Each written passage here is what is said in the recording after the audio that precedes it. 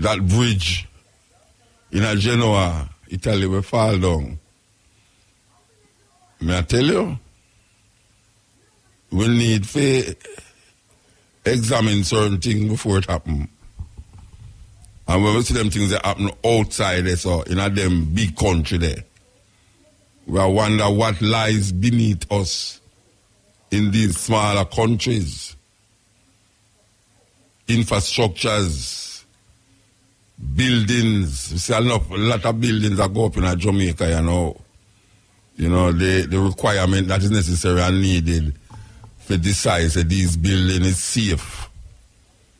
You know, and you know, say, last year is an open eye for we when it come on to the hurricane will devastate in the other part of the Caribbean. You hear them say, in a Puerto Rico there, whenever they tell you about it, it's like less than 100 people. Now, they must say it's over thousands of people dead. And them still find bodies from last year till now. And we see Dominica get leaked down. I mean, I go to St. Martin the other day and one hotel where me usually stay in that hotel here all the while. The brethren said, no, you can't stay in that hotel again. I go make your party and see the hotel. I tell you, I wonder how the hotel stays so. I like pure rubble there. And that last year, the hurricane passed through. Whole heap of the building them. As a matter of fact, and that the hotel them still closed down. Them are waiting for money for really push start them for rebuild. But a whole heap of the building them, I mean, you name it, blue tarpaulin cover a whole heap of them still. We can't stop that. But we can lessen the damage and the death and destruction will take place if we make sure say we equip ourselves with certain things. You know, Jamaica, I say, no, it's like Jamaica bless. Jamaica bless, no hurricane now come. Well, you know, me remember Gilbert, you know. Me remember Gilbert, and you have older people that me remember Hurricane Charlie and all them things, and earthquake with lick Kingston and all them, where the Port Royal. And we are going like blessing. I don't know which part of Jamaica them say bless. With all these things, we see I go and thieving politician, you know, the murder rate and all these things. You know, I don't know which part I bless. Each man have to have his own blessing. But you have to say all people on the river bank, on Gully Bank, them not care, them just know say it's a little house, them patch up this one. And then when you're looking at the house, you know, you see all the biggest TV in them and fridge, big fridge. I tell you, black people are easy, you know. Black people are easy, a man have no place to park in car in a yard, you know, a zinc fence him have, you know. And when you look down the lane, you know, it's a Chris Mercedes-Benz park up in front of the yard or a Benz. And he can't drive it going on no yard because zinc fence. You have some woman there, they make down, when them come on road, you know, a different person you look on, you know. When you're going to their house, big fridge, TV, video, this, that. And it's really one little catch-up place they live in that. If the hurricane, I mean, you have man right now where live in a certain house where make out a certain concrete there where them are fret. So if them are fret, much less you who they on the Gully Bank and at the river. I don't feel say nothing going to happen. Prevent it better than to cure. You can't stop so much. After that, you have to just left it to the hands of fate. You can't stop so much. But some people just have this donkey feeling, say, oh, no matter, we're not hurricane now. You know, say, God bless. Like the type of talk about him, but we have to talk about him regular.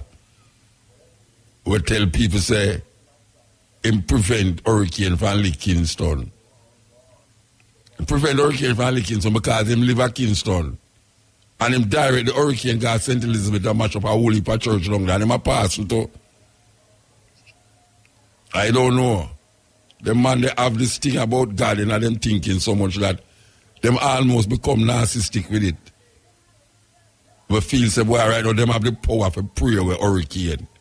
and pray with earthquake and pray with this and pray with that. Look how much people are suffering in Jamaica. Pray with the sufferation.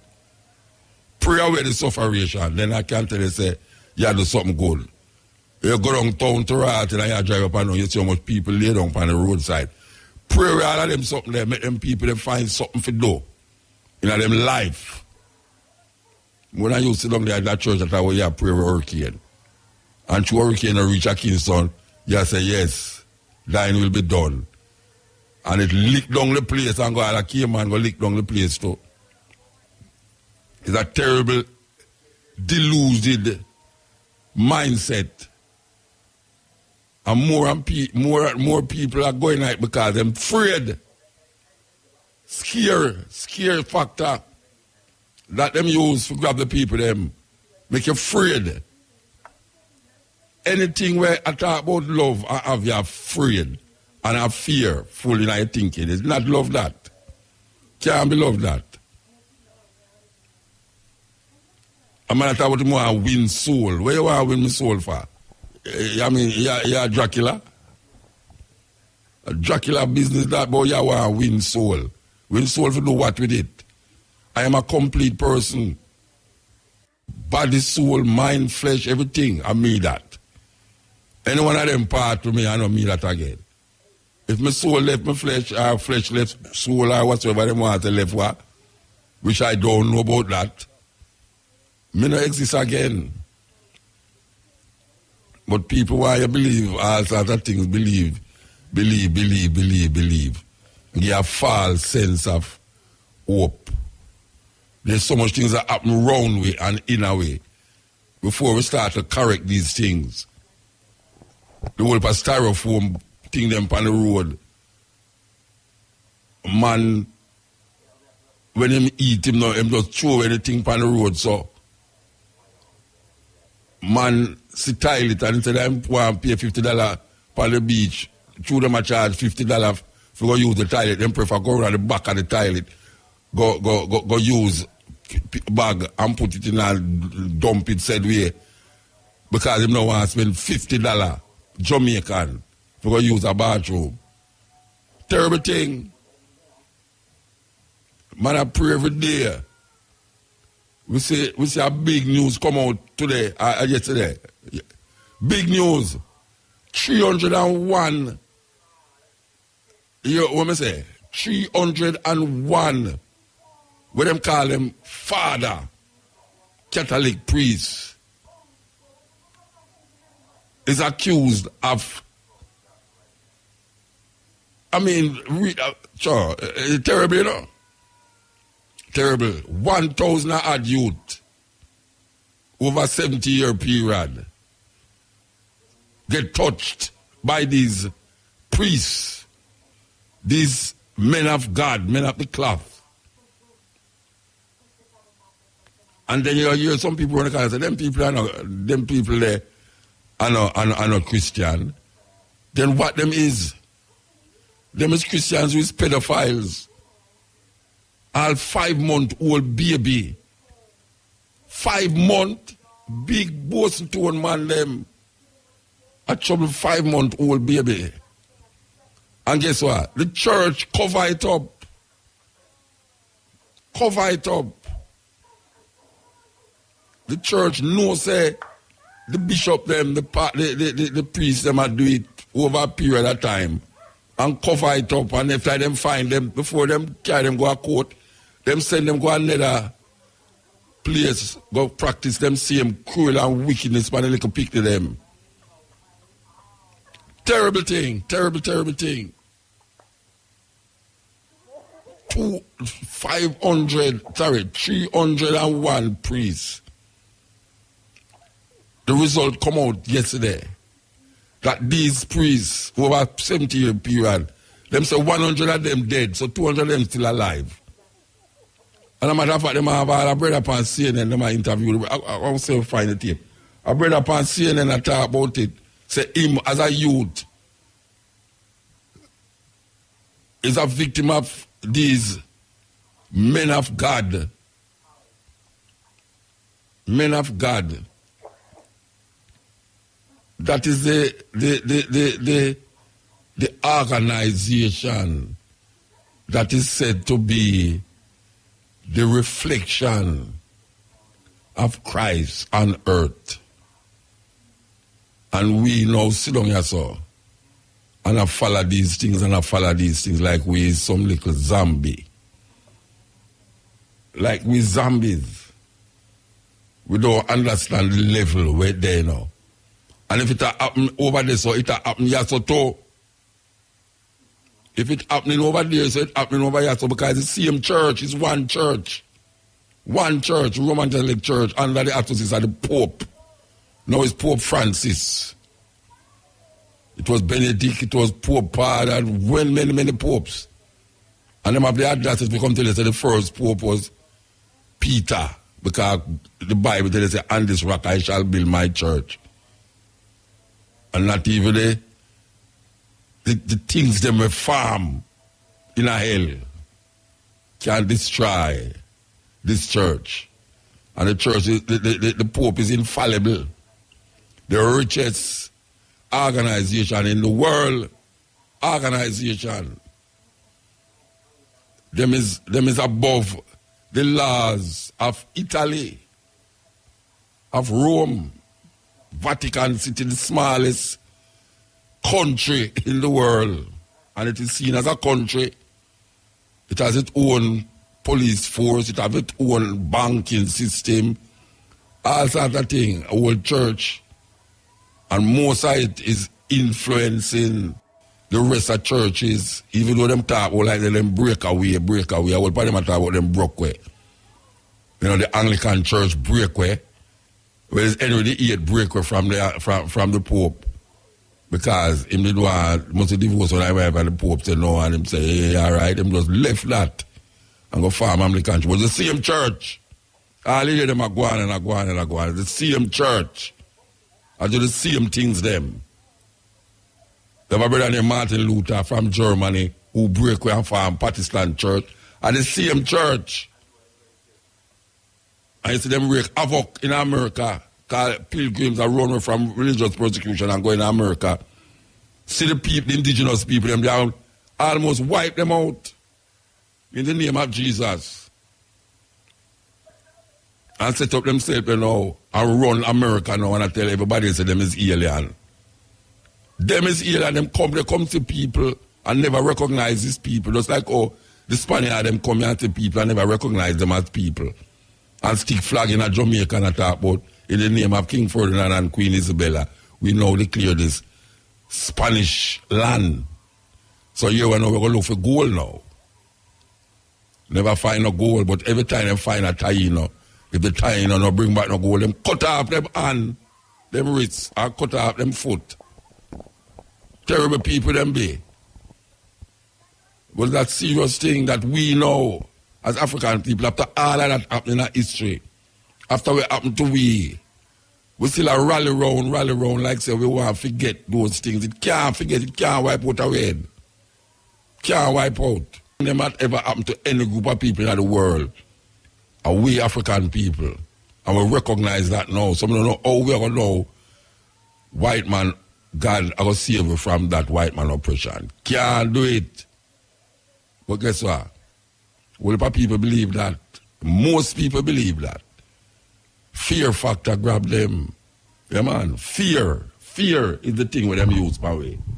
You think them easy? Fear is that them use. This is the Cutting Edge on RFM. Yes, Cutting Edge. We want to play a little clip from a brethren, Umar, analyzing the pay slip for the Black Panther movie. You know, the Black Panther movie is done by Marvel Comics. We used to save them comic there, you know.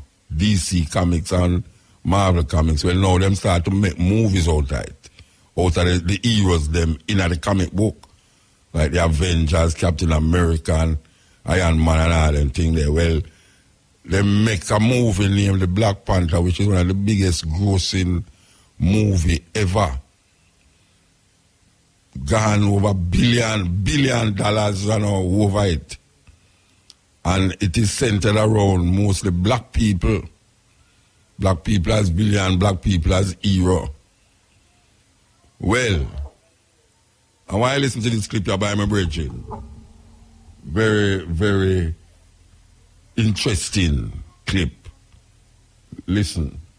But I want to go to something else for a minute, brothers and sisters. I want to go to the money made versus money earned. Black Panther has passed $1 billion. It is on its way to being the highest grossing movie ever. It is already the highest grossing Marvel movie ever at this point, from what I understand. $1 billion in less than a month. $1 billion in less than a month. Now, how much were the actors paid in Black Panther?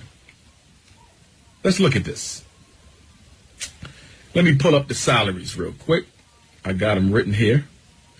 Let's deal with the financial exploitation of the movie.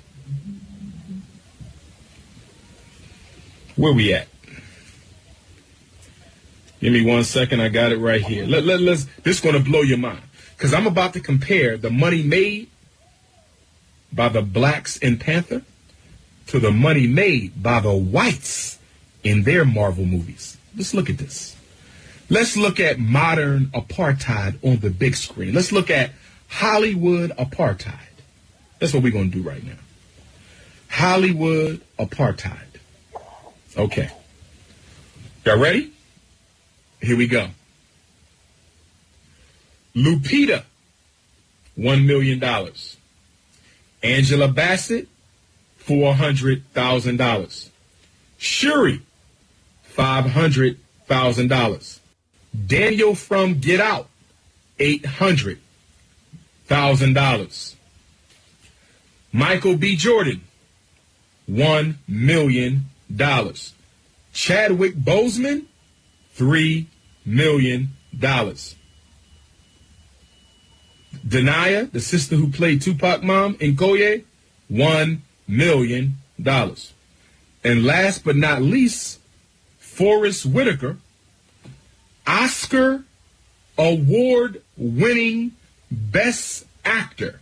Forrest Whitaker, Oscar award-winning Best Actor, and he got paid $600,000. One more time. Lupita, $1 million. Angela Bassett, $400,000. Shuri, $500,000. Daniel from Get Out, $800,000. Michael B. Jordan, $1 million. Chadwick Boseman, $3 million. Nkoye Denaya, $1 million. Oscar award-winning Best Actor, Forrest Whitaker, $600,000.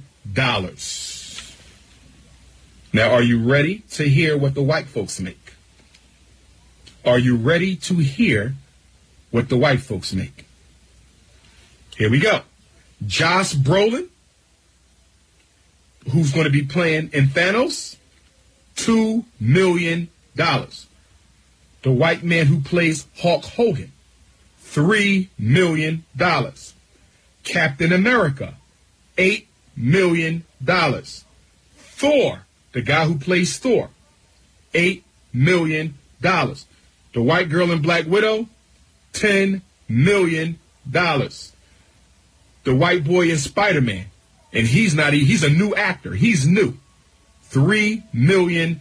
The person who's playing Star-Lord, $5 million. The white guy for Doctor Strange, $3 million.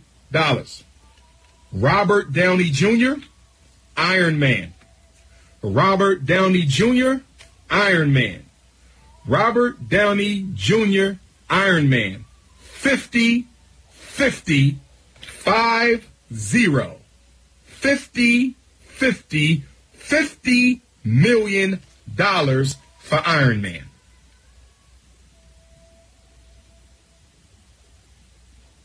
Did you hear this? In other words, when you look at the pay of the actors of Black Panther, you get 3, 4, $5 to $6 million budget for your actors. The people who made $1 billion only got $5 million. The people who earned you $1 billion only got you only paid them $5 million. But when you look at these white ones, Iron Man, $50 million. Iron Man gets paid more than everybody in Black Panther times 10. This is the highest grossing Marvel movie ever, Black Panther. And nobody was paid more than $1 million except Chadwick Boseman. Nobody was paid more than $1 million except Chadwick Boseman. Nobody was paid more than $1 million except Chadwick Boseman. His $3 million as the highest paid actor in Black Panther is almost the lowest for the white ones. Chadwick Boseman's $3 million is almost at the lowest pay for the white actors in the Marvel series. Racism, and more racism. Very revealing clip, you know. I hope maybe them agree upon the money before the movie make and never know so the movie is going to make so much. So we hope that Disney look into it and realize how much the movie make and give them some bonus. That is inevitable. So, but we don't know. But when you hear so one man I get all $50 million for a movie where they ever make half away Black Panther make. Yeah, that's serious thing. Serious thing. But that's the way it is. We living in this white world. And some of us trying to live it even though we're not white. Marcus Garvey, our hero. We celebrate Marcus Garvey Earth Day Friday the 17th. That is his birthday. Marcus Garvey come from this part of the world here, has influenced people in all parts of the world. All parts of the world influence people. And him live because I and I live. And I choose to continue him work. The philosophy and opinions of Marcus Garvey very important to this in this time, yeah. In this time, yeah. Because we see the thing, the more turmoil in the world is the more fear people have. And I tell you that fear thing, they're rough, you know. Yeah, man, you see, if your belly all hurt, you don't even know what make your belly hurt you. And you try to figure out where it do to make your belly hurt you. And you go see all a bump on your skin. And you try to remember if any wasp or any insect it bite you, you can't remember. May I tell you, it's a fear, take hold of you, it's a sin. Well, that is the way them have this invisible person. Put that invisible person over way. And when we're in a certain difficulties, we almost instinctively start to actually really believe that there's a little person outside the way where we attack to. Yeah, really believe that. Millions of people all over the world believe that. Millions.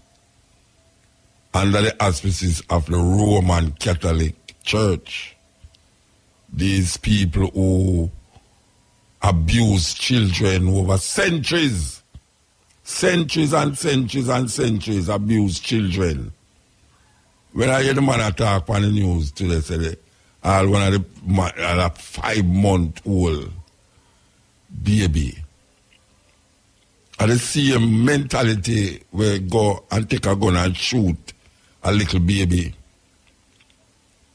We see a clip in a Cameroon where some man walk, some woman, and you know, the African them woman have them baby on them back. And them walk, the woman them go to one spot and just start to kill them with the baby on the mother back. Same way, and then walk over and shoot her. I don't know how much time can kill her. But that is a viciousness. That is a viciousness with the bunks we are so now. When you look on the culture that manifests itself in a Jamaica right now through the dance hall. When you say we're women them, nobody can dance again if them bottom now shoot up in the air. If them now show them body parts like some, I mean, it's crazy. It's crazy, man. Things where you usually do, I mean, people assimilate sex in the dance now and it become natural, normal. A man just grab a woman and just her foot just throw around him bottom and he might go on. So may I tell you, it's weird. It's a weird thing. I mean, when you take part in it, it's not weird, you know, but when you look for stand up from outside and look for it, I say, but wait. Black people. I mean, when people look at them and say, yes, man, they're beasts, see, they're showing them beast-like self. When man stand up and pose and jump up a woman and woman lay down on ground and make the man assimilate sex pan her and she turn round and this and that and jump and pose and me I say, I wonder is where I go on. Because them people that watch these things and I say, but see, them are beasts with you. Them is really beasts with you. Them are not human being. Them are not human being, man. Because human being now normally, so not supposed to normally behave that way in the name of a cultural expression. And people validate them expression there. Validate them expression there, Rasta. You're up on a stage and a woman jump on the stage. And all she can do is turn her bottom up in the air and a twist and a twist and a twist and a twist. And that's supposed to be a normal thing. It's a normal thing that some people could listen and say, what Muta talk about? What am I deal with? What I deal with? It has shown the beast. Where white people, that's the way it is from long time. It's like it's like they manipulate the mind. It goes genetically modified. Now, one if Monsanto have a thing where they put in the food where genetically modified not only the plant or the livestock, but genetically modified black people especially, because them have drugs that affect black people more. You know, black people have more of certain disease where white people have less. And we know to them to create viruses in South Africa during the apartheid era. Them create viruses in South Africa that really affect black people. It attack black people. The man actually confessed to that in the Truth and Reconciliation court where they have. So me I think say when we look on all how the woman them a behave now in a dance. I don't know if I dance that. And when we see how the man them a behave and it's like a weird, sadistic, masochistic thing I go on that it become normal. You have people who look at that now and say, Muta talk, if damn foolishness. I saw it go now at them thing and run the thing and now. Yeah, well, me know say that I run the thing, but everything free for do, but not everything good for do, man. I mean, really. You have women now where them look good on the road with all them make up this and make up that. And when them go home and take off everything, I see one with one DJ data in one tub. And I couldn't even believe say I see that. Because when me see her normally, when she have her make down and make down and make down and make round and make round, and she feel like she look good. I mean, I say, what is? So what? We don't know we look good again and we look like weird. I mean, really. We don't have no concept of, you mean true bad turn good now, good is bad and bad is good now and everything upside down now. We don't know what's supposed to be what. You mean there's only few we know. Few, in the minority, recognize that something wrong. Something wrong, man. Black people have Marcus Garvey, Malcolm X, Martin Luther, this, that, Lumumba, Kwame Nkrumah, Jomo Kenyatta.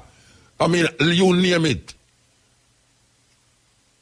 And then we have something in the Bible where we follow Moses, this, that, and all them something there. And this is the state of our thinking and our mind. That's when you look on the pervading culture in Jamaica right now, the country where was the beacon of hope for a whole heap of oppressed people.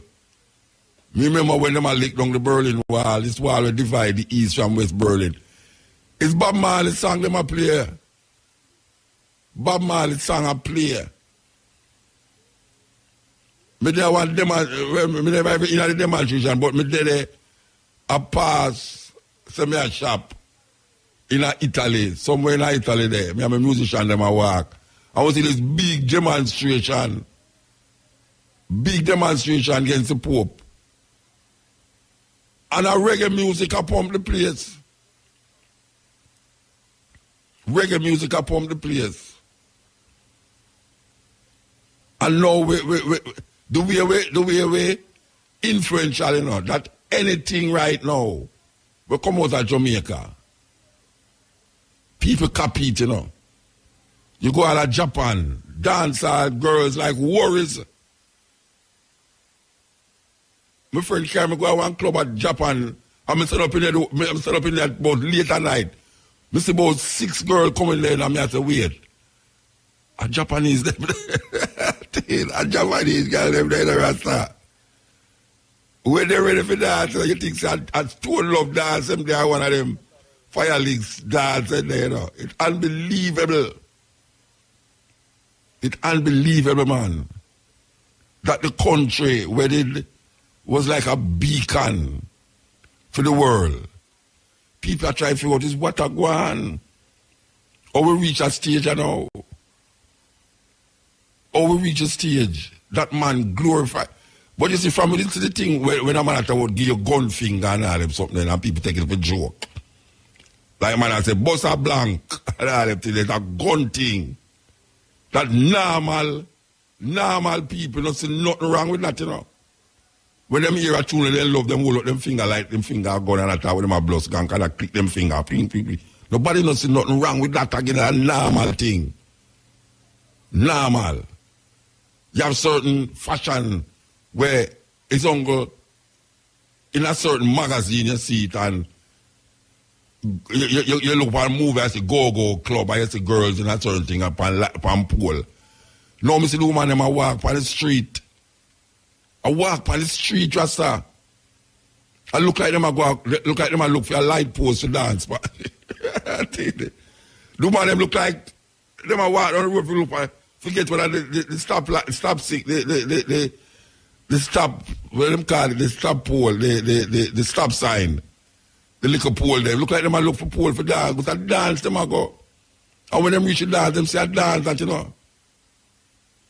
When them jump and the man catch them and, I mean,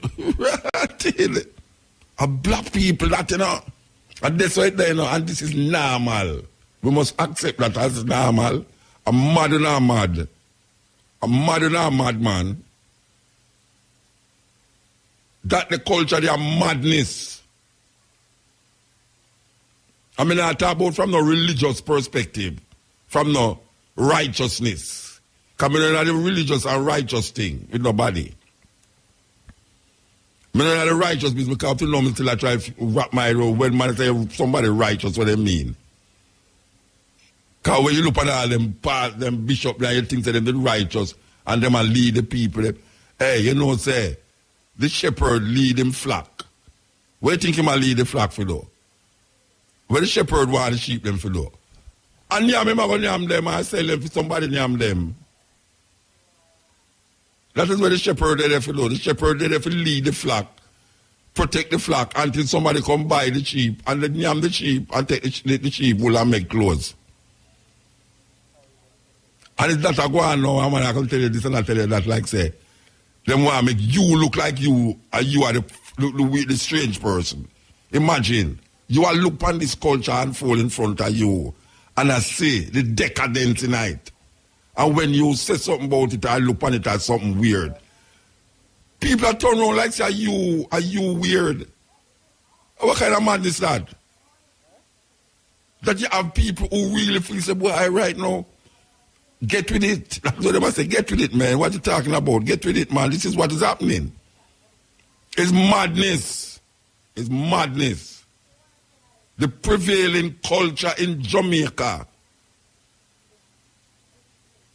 that is being exposed on our television, on video, YouTube, all of them.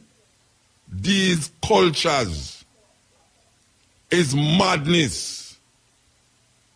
Put me on record at saying that. That is madness. And a guy don't come go like say, well, me feel like say me out, me must get with it. Get with what? Some time to say young people think what? I was young people too. Ghetto people, I'd come from ghetto too. Me live with my mother in a one room for years. The crazy thing. Crazy. It's just crazy. This is the cutting edge on RFM. Yes, this is the cutting edge. Who are you listen? You know, who are you up? Mama Fire and our brethren. You know, him come to me and say, boy, Muta, so that thing the way you play the night with the little daughter from Tanzania there, could have played it again. But you know, we keep playing them because we want to sink in the people, them consciousness. So we're going to play it again. I am so happy and humbled to be with all of you today, and I thank God for bringing me here. My name is Natalie Wamboi, and I'm 10 years old. I'm in class 5, and I'm an author and a poet. My first book is called Natalie's Poems. It is a poetry book full of inspirational poems which talk about what we experience in our everyday lives. And my second book is called Kenya, My Country, My Story. Now, the reason I wrote this book was because many people in Kenya love talking about the negative things that are happening. But I thought to myself, why can't I write all the positive things that have happened in Kenya in a book? And the second reason I wrote this book was because I wanted to celebrate all the Kenyans who have made a difference in our country. And I also wanted to state what we can do to make our country a better place for all Kenyans to live in. Recently, I have just launched my third book. Here it is. It's called Extraordinary Kenyans Doing Extraordinary Things. It's about 40 Kenyans, 20 men and 20 women who are all doing great things in different fields. These people have all overcome challenges just to achieve their goals. I want to thank Mr. Ndungu Nyoro for having me here today, because it is such a blessing to talk to young people like you who are full of hope, dreams, and ambition. I am here to talk to all of you today about living a life of purpose, a life that will make you feel happy and content. There is a book written by a man named Gary Zukav called Seed of the Soul. And in Seed of the Soul, he defines what is true power and what is authentic power.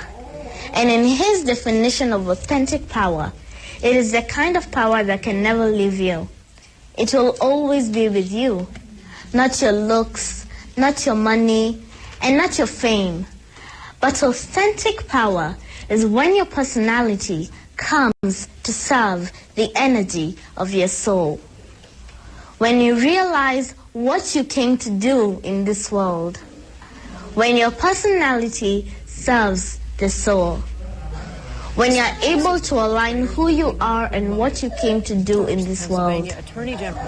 I thought a lot about that, and it was actually life-changing for me.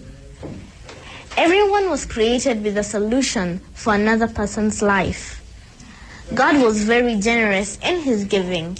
He made sure we are all unique in our own ways. It is a problem when some of us do not realize what is unique about us. What sets you apart from the rest of the people? You may never live a happy and fulfilled life until you discover your inner ability. Your inner ability and talent will never leave you. It will always be with you. All you need to do is work on it, perfect it, and make it known to the world. By doing this, you will be empowering yourself and also empowering others. In the process, you will find a sense of purpose and a direction of where you want your life to go. Seated in this room, we have people who are already doing well in life, and we really appreciate what you have been able to achieve. And if you are seated here, still struggling to achieve something, I'm here to tell you that it can be done. And it's not too late. You can do it. The real sense of purpose comes by giving others what you have already been given. That unique resource that lies deep within you.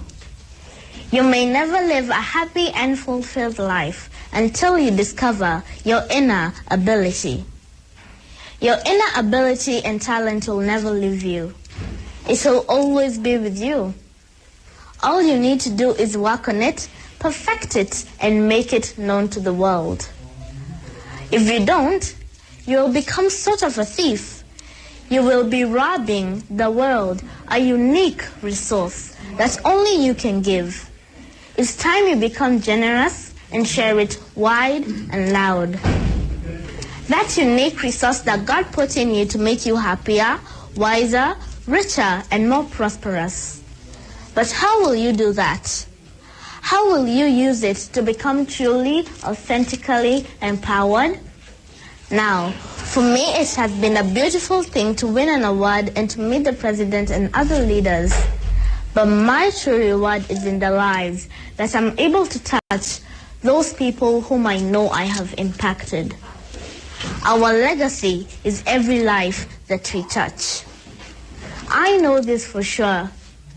Any life, no matter how fantastic it is, no matter how glorious it seems, how many likes on Facebook you receive, any life and every life is enhanced in the giving, the sharing, and the opening of the heart space of who you truly are on the inside. Your life gets better when you find a way to share it with someone else. But how will you do that? How will you use it to become truly authentically empowered? Now, for me, knowing that what I'm doing can inspire another child to do what they love doing, be it singing, writing, football, and many others. But I want to tell all of you today that your legacy is every life that you touch. As you live here today, the question will be, whose life will that be? How will you use yourself in such a manner that your legacy and your impact will live beyond the doing? When people started knowing that I write and the media started reaching out to me, my mother sat me down and told me that my biggest challenge was to offer myself as a good example to those who will be coming after me. And that is a challenge to all of us. You have to have a reason as to why you do what you do. For me, I'm a writer, and whenever I go somewhere, people normally ask me, how did you start writing? Why did you start writing at such a tender age? And my answer is usually the same. I write to open up a blind eye. I write to bring truth to life. I write to show you my opinion. I write to tell you that there's always another way to do something. I write to undress the lies. I write to bring darkness to light. I write to tell you that everyone is different. I write to tell you that not everyone will like you. I write to remind you that the world is diverse. I write to tell you that racism, nepotism, terrorism, and tribalism are real. I write to tell you that all dreams are valid. I write to remind you that you are amazing. I write to tell you that giving up is not an option. I may not be the best writer, but I want you to get something from what I write. Not just read and go away the same. I want you to make a change. Even if it's just a slight change, I will never stop writing. Okay. This is the Cutting Edge at IRFM. We're there with you. We can figure out this. Sorry, I tell you. We are laughing myself inside that, so you can't believe that. Okay. Stop laughing myself. Most of them boys, over a 70-year span. Nikki Battiste has spent weeks reporting on. We're going to begin with this. The Vatican is saying nothing so far about a bombshell grand jury report on sex abuse by Roman Catholic priests in Pennsylvania. The report released yesterday says the Catholic Church used what amounted to a playbook for concealing the truth to hide decades of abuse. The report names 301 predator priests who assaulted more than 1,000 children, most of them boys, over a 70-year span. Nikki Battiste has spent weeks reporting on this scandal. Nikki, good morning. Good morning. The U.S. Conference of Catholic Bishops said it is completely saddened, and the Pittsburgh bishop has apologized. This is the report, nearly 900 pages long. Its findings are drawn from more than 500,000 pages of documents hidden in secret church archives. Because some records were destroyed and many survivors are still afraid to come forward, the grand jury believes there are actually thousands of victims. The church showed a complete disdain for victims. Survivors wept as Pennsylvania Attorney General Josh Shapiro publicly revealed the contents of the landmark grand jury report for the first time. When you saw the emotion on the survivors' faces today, what did that mean to you? It means the world to me to be able to do this for them, to help them have some modicum of healing. Victims and their loved ones had been anticipating the release of the report, the most sweeping examination yet of child sex abuse in the U.S. Catholic Church. We've stood up and said our truth. Secret's out now. Investigators uncovered disturbing allegations, including a 7-year-old girl raped in a hospital after she had her tonsils taken out, a 9-year-old boy whose mouth was rinsed with holy water after being forced to perform oral sex, and 5 sisters abused by the same priest. How old was the youngest victim? She was 18 months old when she was abused for the first time. 18 months old. She was in a diaper. 301 offenders were named in the report. About a third, 99, came from the Pittsburgh diocese. The former bishop there, Cardinal Donald Wuerl, spoke to us before the report was released. I think the report is going to show that during my tenure, we acted very appropriately with many times removal from ministry totally and completely. Did you ever move priests quietly to another? That wasn't our process. Because I did speak with a victim who said his priest that he alleges abused him was moved. I can't speak to any particular case. But according to the grand jury, in 1991, Wuerl reassigned an accused priest, Ernest Payon, to the Reno diocese. In 1995, he returned George Zerwas, who the report says was a member of a pedophile ring, to ministry. Wuerl even presided over Zerwas' funeral. He also approved monthly sustenance payments of up to $1,000 to Richard Zula, also a member of the pedophile ring after Zula's release from prison. It's frankly shocking that priests and the bishops and the monsignors and the cardinals knew about all this and weren't shocked and sought to cover it up. In all the cases mentioned by the grand jury, the statute of limitations has expired for all but 2 of them. More than 100 of the accused priests are dead. We asked Cardinal Wuerl why his comments to us about moving priests seem to contradict the grand jury report.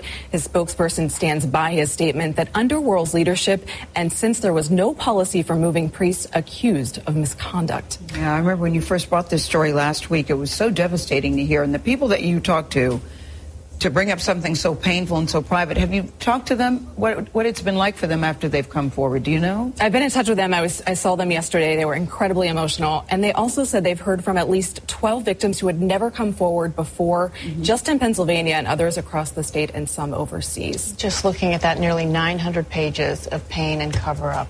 Thank you for bringing this story to us, Nikki. Heartbreaking. It's amazing work, Nikki. Hey, I tell you now. I mean, I don't really figure out in myself, why is it that especially the Roman Catholic Church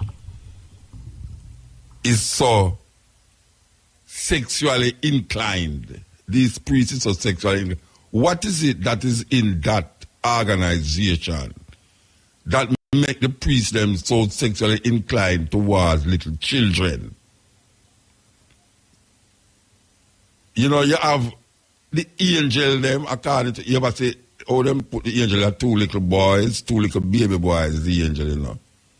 Like I had Cupid with little arrow, you know. I mean, it's some little boys, young little boys, them have statues in Italy where you see big man stand up and a little boy just, you know, I mean, what is it? What is it? I mean, of all the years we are here about this, you know, this is the worst one, you know. 301 priests, 301 priests over a period of 70 years abused 1,000 children. 1,000 children. This are going in at the church. And if it are going over this, it are going over here, so we not exempt nothing at the same church. Anyway, at Jamaica, we're there at the time, it's 12 o'clock. Yes. You know, it a come across my mind, say, them big man they know, priests, why them not just go up on the road and go get a prostitute and go sleep with her? I mean, what, that is a worse sin? It's a worse sin that, just go up on the road and get some prostitute and after look how much prostitute they are Rome. Look how much prostitute they are Pennsylvania. Look how much prostitute they are England. I mean, I don't know. It's mind-boggling, man. It's mind-boggling. So we could play the continuation of this report, yeah. It's yesterday this thing come out, you know. Yesterday, it's not a long time news. It's yesterday it come out. We do have more tonight on the Catholic Church sex abuse scandal. A Pennsylvania grand jury says more than 300 priests sexually abused more than 1,000 children and likely thousands more over 7 decades. Nikki Batiste explains how church leaders protected the priests, putting children at risk. A trove of documents containing allegations and admissions of sexual abuse was kept locked up in what the church calls its secret archives, with the only key in the bishop's hands. The cover-up made it impossible to achieve justice for the victims. Pennsylvania Attorney General Josh Shapiro laid out a pattern of consistent, decades-long cover-up across the 6 dioceses. The files contain strategies that were practically a playbook for concealing the truth. Among the tactics for church record-keeping, use euphemisms, never say rape, say inappropriate contact or boundary issues. Even if a priest is raping children, keep providing housing and living expenses. Above all, don't tell the police. Handle it like a personnel matter in-house. As church officials protected predator priests, careers continued to rise. Many have been promoted. Bishop Wuerl is now Cardinal Wuerl. Washington, D.C. Archbishop Cardinal Donald Wuerl presided over 32 accused priests during his 18 years at the Pittsburgh Diocese. He sat down with us the night before the report's release. During my tenure, We acted very appropriately with many times removal from ministry totally and completely. But according to the grand jury, in 1991, Worrell reassigned an accused priest Ernest Payon to the Reno Diocese. In 1995, he returned George Zerwas, a member of a pedophile ring, to ministry. Victims filed a lawsuit against you and a few others, saying you were conspiring to cover up the abuse. Any truth to that during your time in Pennsylvania? I would have to say that's just totally false. We reached out to Cardinal Wuerl's representatives after the report's release, and they say he stands by his interview with us. And Jeff, so far, the Vatican has not commented. Possible at this point, Nikki, that any of the clergy involved in the alleged cover-up could face criminal charges. Yes, if they fail to report child sex abuse allegations, they could be prosecuted. Okay, Nikki Batiste, thank you for your work on this story. May I tell you? And this is, yeah, the man say, over 1,000 youth and thousands more where them not find out, where them find out about, where them investigate still. And this are going right around the world with this church, right around the world. It's not the only church, but this is the main culprit as it relates to pedophiles and gay and homosexuality and all these things. You know, it's like, wow, man, it's deep. It's deep. I mean, the man, them have on the cross on them neck and the mount of saint and statue with them having at the church and when them pray and worship and do anything about it. Because if him can't do anything about it, if him can't do something about it and not do nothing about it, you know, it's really terrible.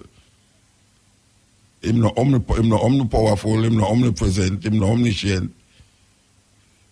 I can't do me here when my little picnic is an omniscient, omnipowerful, omnipresent, benevolent God. But what kind of benevolence? I mean, look how we are going. Look how we are going. Believe you me. I'm going to talk about man wickedness. Man wickedness gone above that God thinking. Gone above it. And them man talk about righteousness more than any other group of people, church people. Righteousness. You know what I'm saying? Righteousness exalted a nation, but sin is a reproach. May I tell you? The tabla drum and tabla maker, you know, says a drum shape like the djembe, but it more, I don't know, it don't make out a wood neither. But them played mostly in North Africa. And in Israel and all them places, the tabla, finer drum, finer sound. Man, them lick to them fingers, a joke. Fear is one of the most powerful human emotions. While highly useful in situations where threat of immediate harm exists, it is the most debilitating and dangerous of emotions when present unnecessarily. In this video, we will examine how fear can be used as a tool to manipulate others, and how those in positions of power, past and present, have effectively used fear to control certain aspects of society.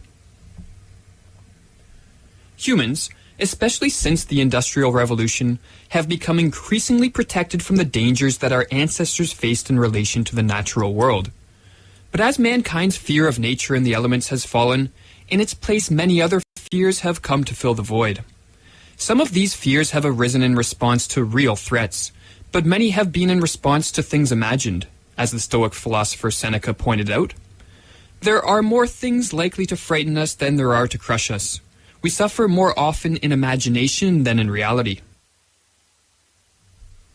While some of these imagined fears are of one's own making, many are the consequence of narratives created by those in positions of power. Individuals looking to take advantage of and manipulate others have long realized the power of fear.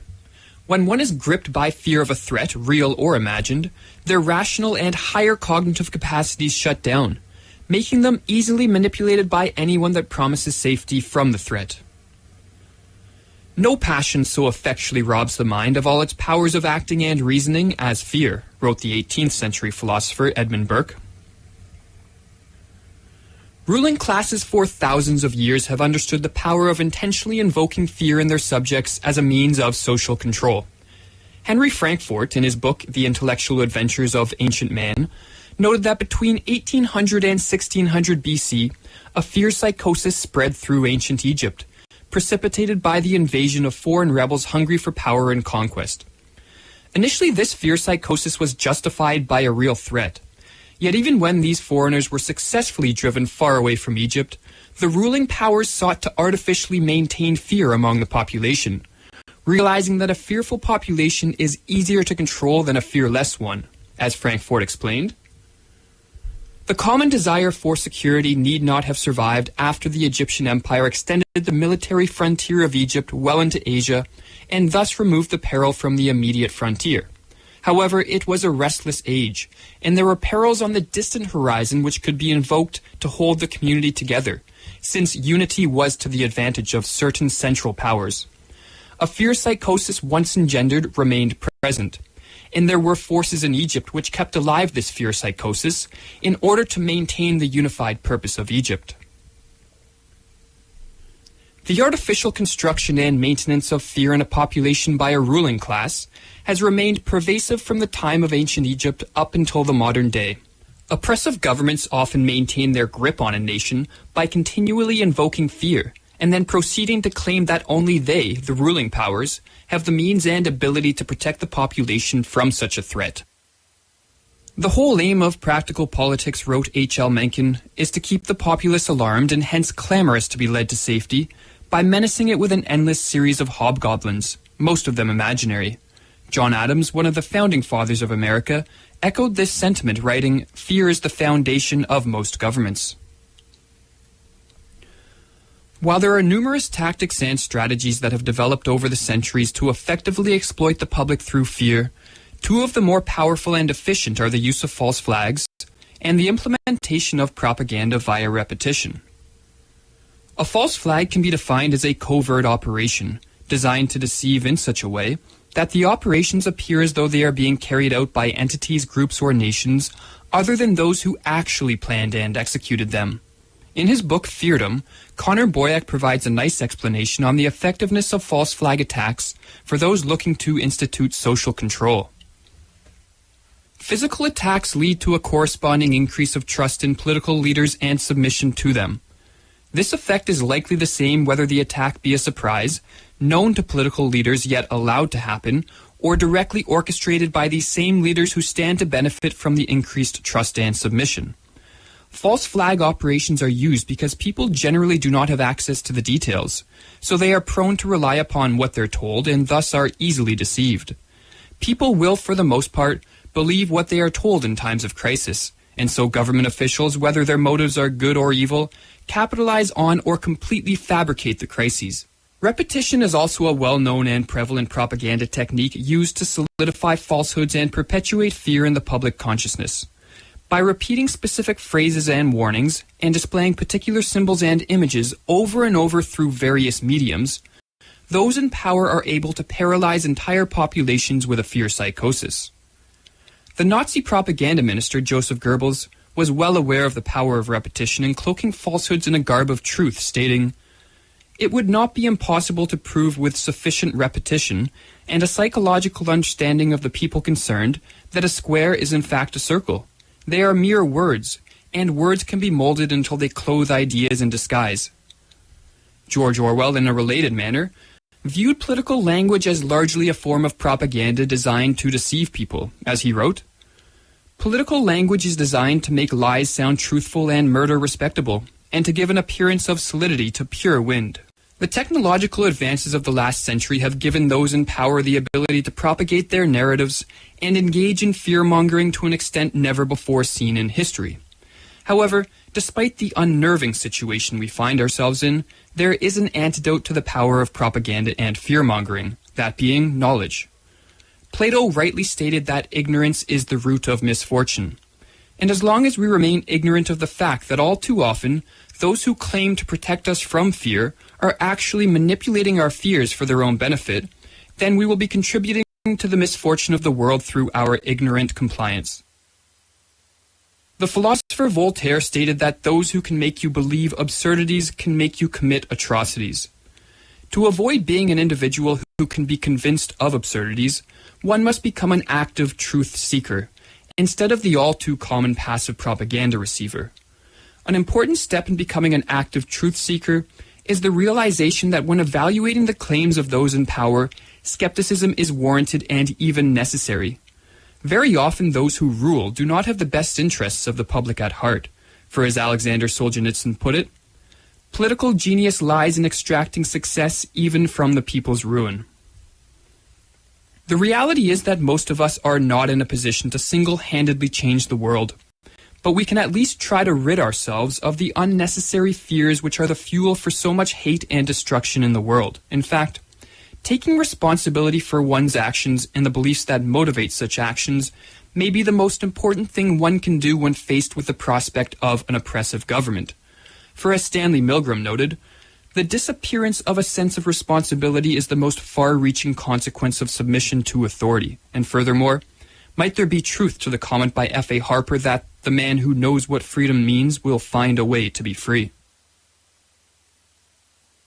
At this point, some may be thinking that while the use of fear by those in power certainly contributed to horrible situations in the past, most notably in the totalitarian states of Russia, Germany, and China in the 20th century, Western nations of the present are far from approaching a situation so dire.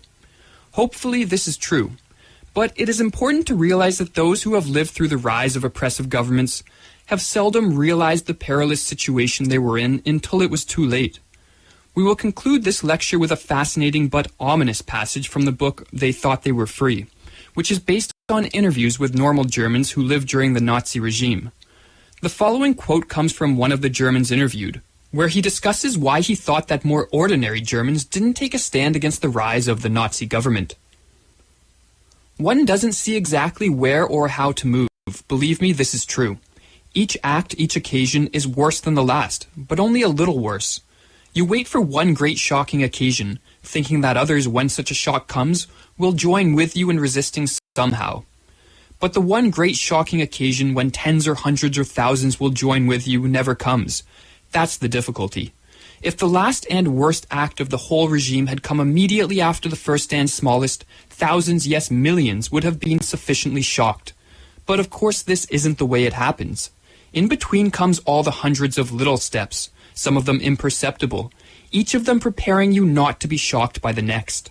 And one day too late your principles, if you were ever sensible of them, all rush in upon you. The burden of self-deception has grown too heavy, and some minor incident collapses it all at once, and you see that everything has changed. Now you live in a world of hate and fear, and the people who hate and fear do not even know it themselves. When everyone is transformed, no one is transformed.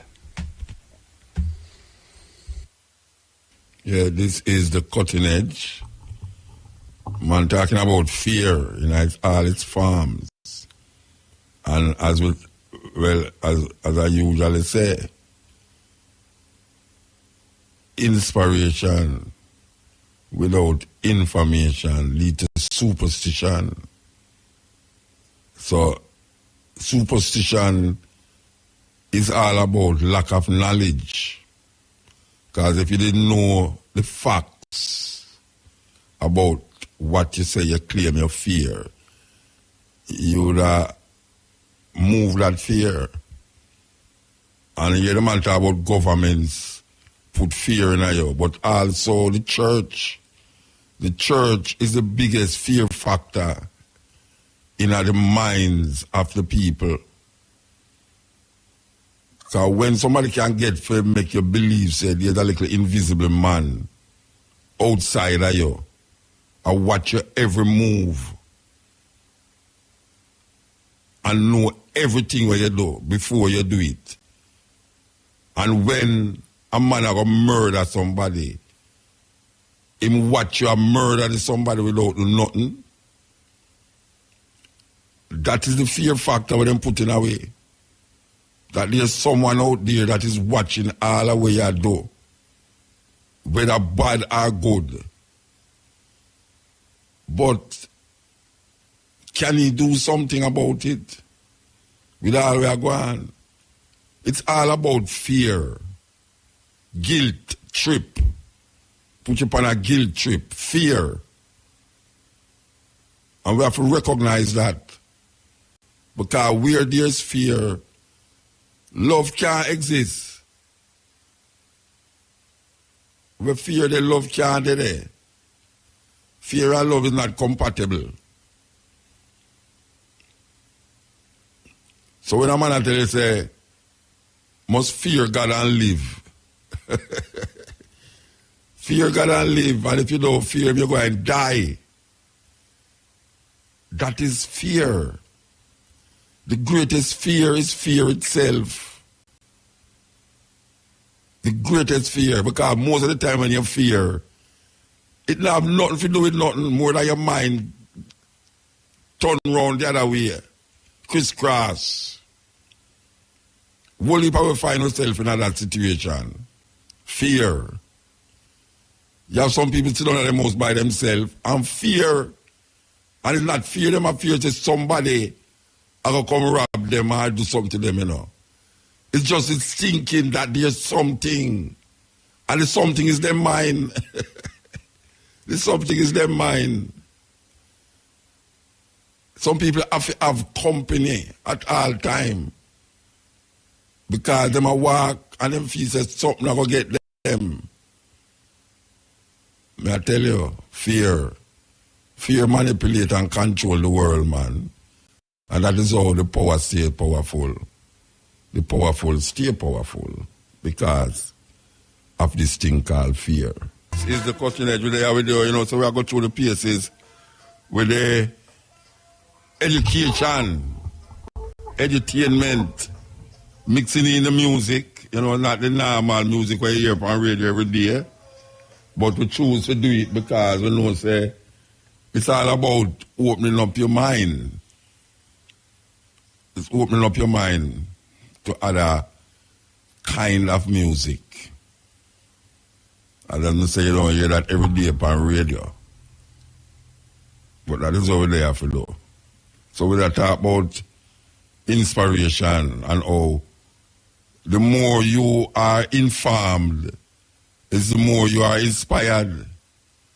People with the most information is most inspired.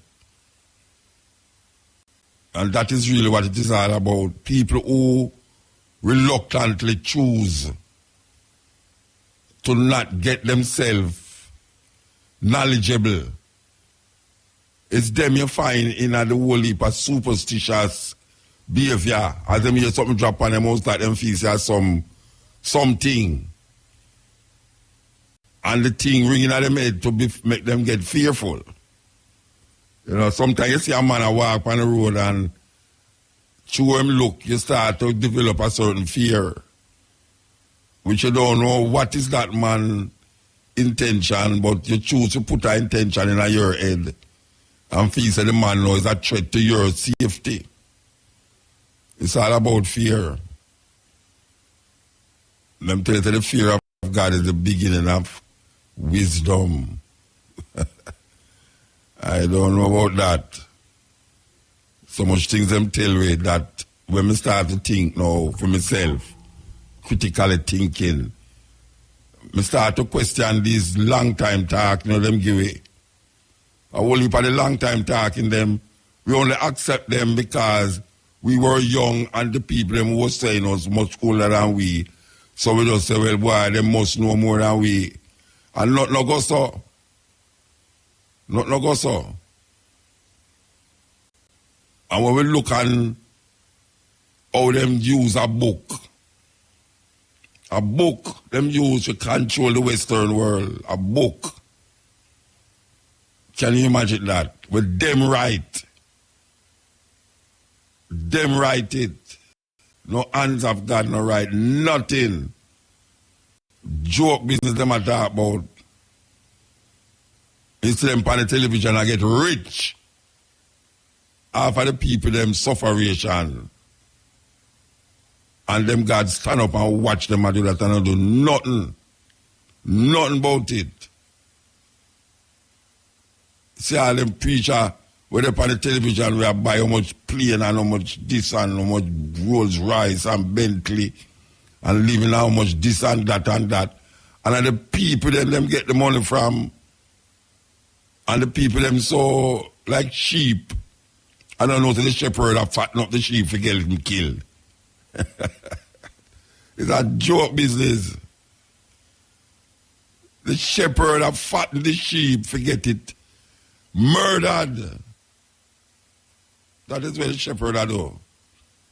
And we are like sheep following the so-called shepherd to the temple of slaughter. Because little more them tell you about them going watching the blood of the lamb. Oh my gosh, man. Black people, wake up. One of those, it says madness. It's a delusion. It's a madness them have we now. Fear.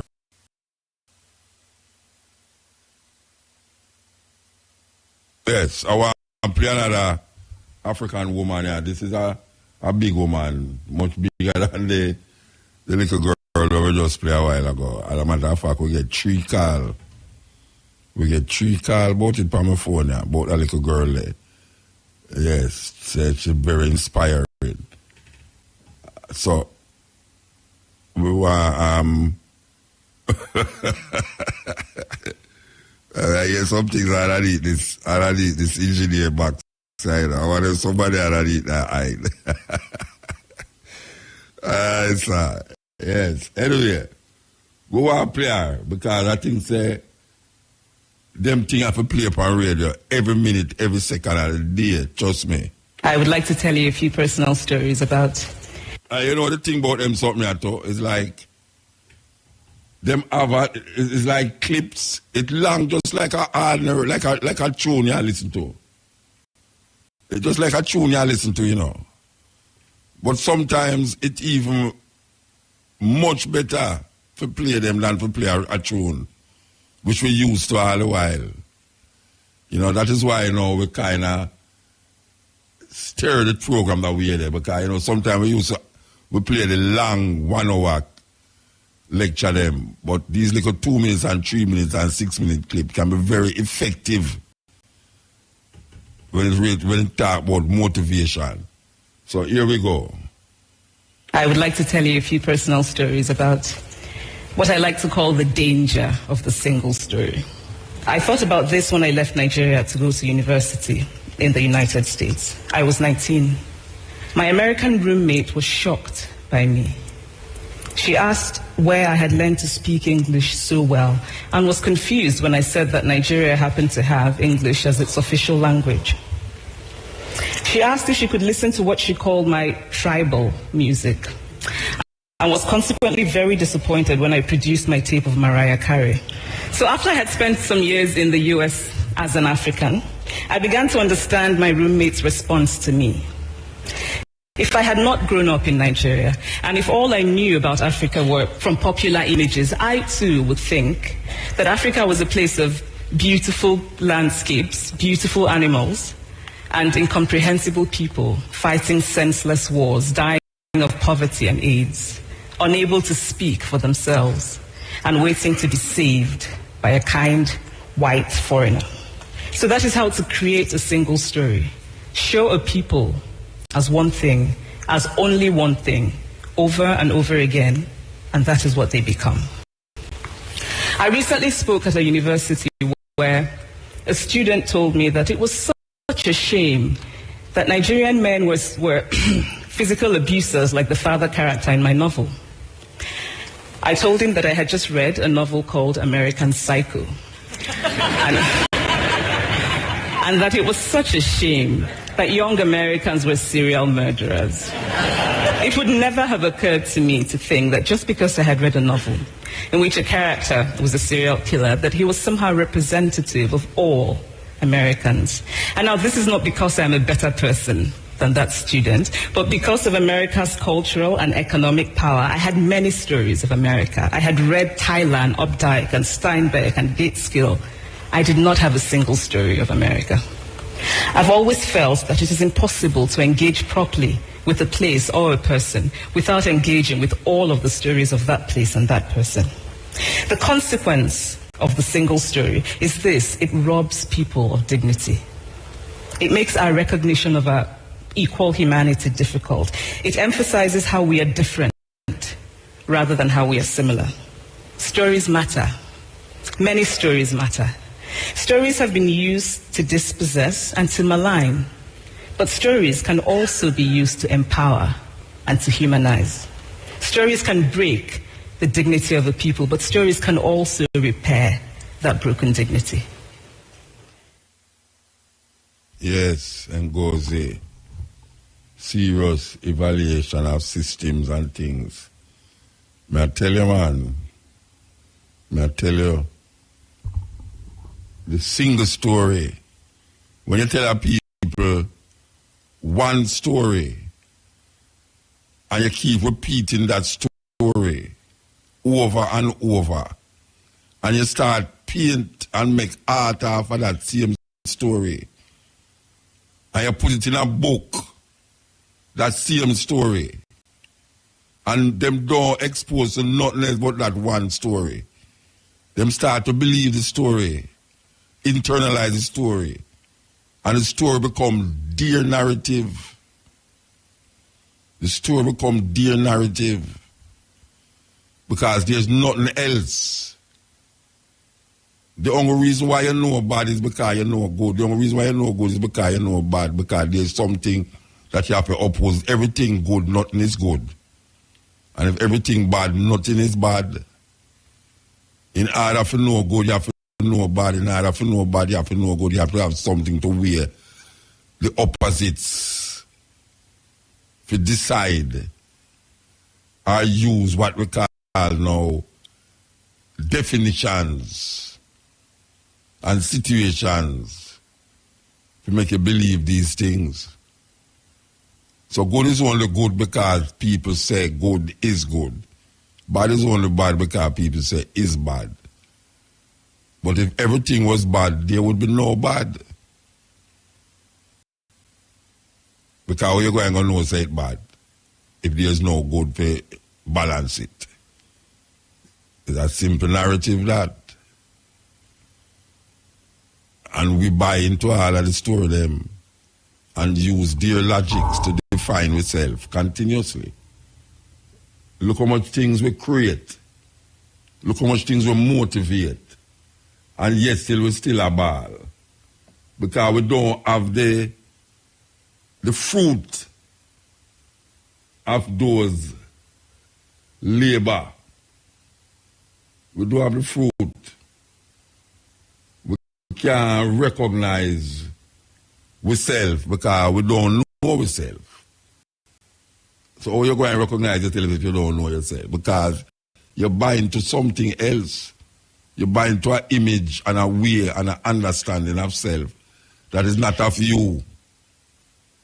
Not of your kind neither. Strange, man. Really, really weird. Really, really weird. But guess what? The awakening is happening. The awakening is happening. We have no doubt about that. The awakening is happening. All we have to do is continue just like them. Just because one thing never did happen, them never go to another thing. Them keep propaganda, them keep doing it. If it never work in audio, them put it in video. They never work in video, them put it in script. If they never work it in script, them beat it till I put it for them television, put it all over the movies, and you internalize it. Internalize it. To the point where you start to debate it like it's your way and your knowledge that you are debate with, right? Not your knowledge. One time I look at a university youth and say, Virgin, you see the clothes where you wear, and you want to wear, you say, Muta, what you talk about? And me take my money and go buy it. Where you want, I'm telling her sister, don't have to say, the ear and of your own, because she have receipt. She say, my ear, I have receipt for it. My ear, me have receipt feet. And the heights of brainwashing, where man make you feel, say, the narrative where you are walk with is your narrative. And when man say the powerful people will never educate powerless people in what it means to take the power away from them. Because the aim of powerful people is to stay powerful by any means necessary. That is the aim of powerful people, to stay powerful by any means necessary. You think it's joke, but we can't recognize that because we so full of